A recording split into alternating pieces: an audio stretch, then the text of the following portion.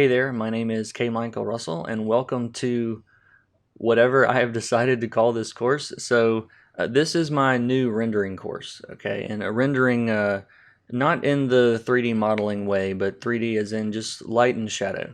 And I've done other coloring courses in the past. I have several, and I've always focused on sort of the big picture of what it means to be a storyteller as a colorist and how to draw focus and add atmosphere and mood and all these really big concepts that are really the most important thing when it comes to color, at least in comics, which is my background.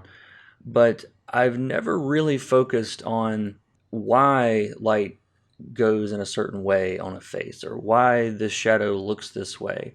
And it's something that I've been asked before over the years of, well, how did you do that, or why did you decide to do this? And I haven't intentionally avoided this sort of course, but it is pretty technical. A lot of this stuff is, and I realized that when I started planning this is that there's so much that kind of runs through my head as I'm choosing where the lights go and where the highlights are and where the shadows go and where the reflections go, that I didn't think it was really suited for YouTube. Especially I have a YouTube channel, and in today's day and age where everyone has, if you don't grab someone in the first 10 or 15 seconds, they're not going to watch your video.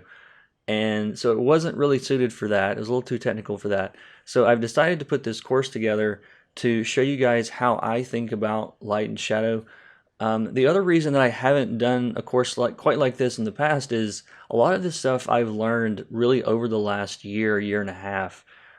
Not the big things, but some of the small details and things that I've picked up, little tricks that I've picked up along the way that have made me much more comfortable working with light and shadow, and I really want to dig into that in this course. And I should clarify that this is not a drawing course necessarily. If we work on any particular piece of art, then I'm going to provide you with the line art for that. I don't expect you to be a fantastic penciler or inker to be able to do this course.